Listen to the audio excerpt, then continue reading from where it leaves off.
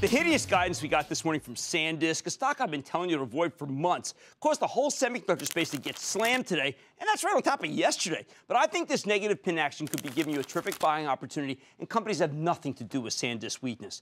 Companies like Cramer fave Skyworks Solutions, SWKS, which makes high-performance radio frequency and analog semiconductors for smartphones, tablets, cars, GPS, broadband, wireless networking, as well as industrial, medical, and military applications. In particular, though, Skyworks makes power amplifiers for cell phones. They have a ton of content in the iPhone. Some analysts say it's about $5 just in that iPhone 6 that I got. Now, this company reported a phenomenal quarter at the end of January. Although its stock has pulled back of late as part of the broader sell-off, all right? Skyworks has nevertheless been a huge long-term winner for us. The stock has given us a more than 800% gain since I recommended it in July of 2009. It's up 241% since the CEO came on less than 4 years ago.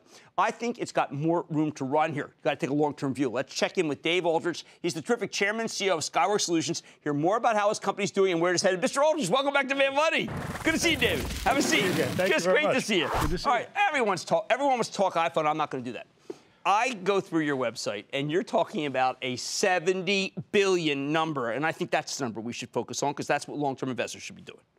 Okay, that's a big number. That's the Internet of Things. That's all the devices around the world that will somehow be changing our lives, perhaps by connecting through the Internet to some device, which may be the screen on your automobile, it may be your laptop, it probably a smartphone.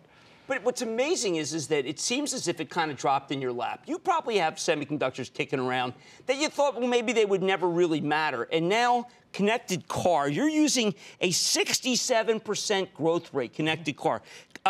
For auto, 39. Auto is 39. Connected home is 67. Are you just everywhere? Are you in the thermostats that we looked at with Honeywell? Are you in the different infotainment devices in our cars? Yeah, yes. The short answer is yes, but it's all about connectivity, whether it's Wi-Fi, whether it's 3 or 4G cellular. The notion is that you have a previously wired device, or perhaps something that was never wired before. And the idea is now that the technology has become affordable, people are used to it, they're comfortable with it, it's become more secure. So we're in Johnson Control thermostats, we're in the Nest thermostats, we're in the grid. That's the Google thermostat. That's right. That's right. Thank you. We're in the grid. We're in devices that you might use for gaming consoles or routers. So the whole network around the home or in the automobile is opportunities for us to leverage that connectivity into all of these beautiful vertical markets, high growth markets. And what I loved in your website, and it's fantastic, you have a lot blood sugar you're doing. You're doing a lot of stuff that is like health-related, biomedical. Right. So if I one day am going to get that great watch and it's going to monitor my blood pressure, it's going to have a Skyworks chip in it, isn't it? I think it's going to have a Skyworks chip in it. It's going to have a Skyworks chip at the reader, and it's most likely perhaps in the embedded device, or you may wear it on your belt. And the idea is it's just delivering data, right? It's monitoring, it's sensing, it's processing that data, and then it's connecting to something. Maybe it's a display in the hospital room. Right. Perhaps it's your phone. Now, there's also, there's so many things going. You're talking about 4G LTE router content, everything going much, much higher. You're doing things where your growth 21%, the profits are growing faster than that. And then you say it is still early stage global deployment? Well, I think in the case of LTE, if you look at China, for example, last year maybe 90 million devices, this year 250 to 300. And you're in these. And we're in these. So about the white box, the Chinese white box. The Chinese white box, or the foreign brands that are selling directly into China. Okay. And the content, Jim, for us in 3 or 2G was maybe a couple of bucks because we were really just transmitting, receiving over a couple of frequencies. But today we're in the display, we're in the Wi-Fi connectivity piece, and there's so many bands and so much complexity that most of our customers today are looking for somebody whose technology breadth that can put it all together, lay it out on the PCB so they don't have to worry about it. It's too complicated for most of our OEMs. Now, it's also true, I remember when you first started talking with me, you were in 1 or 2 OEMs. You're now pretty much in every single major cell phone, aren't you? Yeah, I think so. I think we're in There's anybody that you're really in everybody. No, I think we're in every. We have some level of content in everybody. And another thing is that you used to be some commodity. It seems like as we go along, it's more and more proprietary, meaning you can't be ripped out for another company.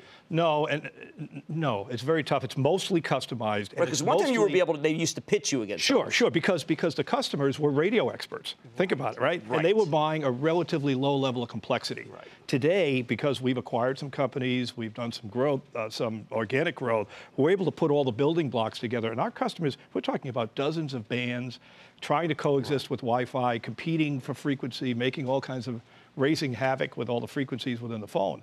Somebody can shield that, solve it, make it operate on the battery in an efficient manner. And if we could do that better than our competitors, we add value to our customers. It's very sticky. Now, there's some new ones you have, things that you think are going to come up. And I saw aerospace, that could go with connected plane?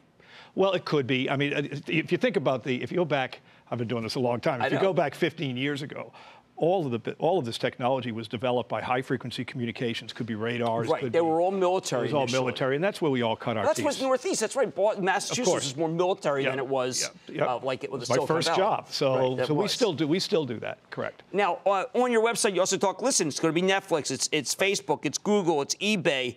It's pretty much what you said. Wherever you use this phrase, follow the money. Right, right. Yeah, what do you mean by that? Well, we love that term because, today, if you were to look at, listen to the earnings reports from these mega successful companies, they're all talking about mobile ad revenue. They're talking about streaming over mobile devices, Facebook and other. That's you and every one of us. these. So the beauty is that the money trail ends at having a reliable pipe with a device that can stream, that's always on, always connected, and we try to be in the front of that. Now, the one thing I am kind of cognizant of as you are is that there are companies that we didn't even think about. Now, Avago goes and buys somebody, okay? Right. We see NXPI, those are smart guys. Yeah. We're seeing our friends at Cypress. Sure. Everyone's merging. Do you have to merge?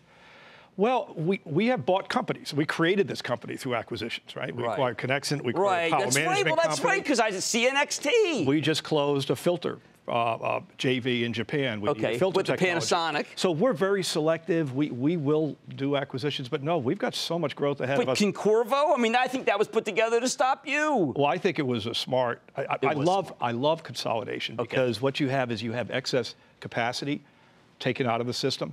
I think you get more rational competitors who really want to make money. So I think that it's come down to a very few competitors who can do the system-oriented side of the business, and that's where our customers are going. Well, I got to tell you, you saw it all coming, David. They really did. I mean, because I remember when this stock was down and out, and the company was dead, everything was just looked like nothing could ever come of it, and you made the best one of it of the whole group. You really did, David. Thank you. Fantastic work. And the stock's down because of all this other craziness. That's David Aldrich, the chairman and CEO of Skyworks Solutions. What a great day to have him on. After the break, I'll try to make you more money. Booyah! Jim Cramer here from Mad Money. Thanks for watching CNBC on YouTube. Click here to subscribe and get the jump on my exclusives with CEOs, plus market news, investing advice, and a whole lot more.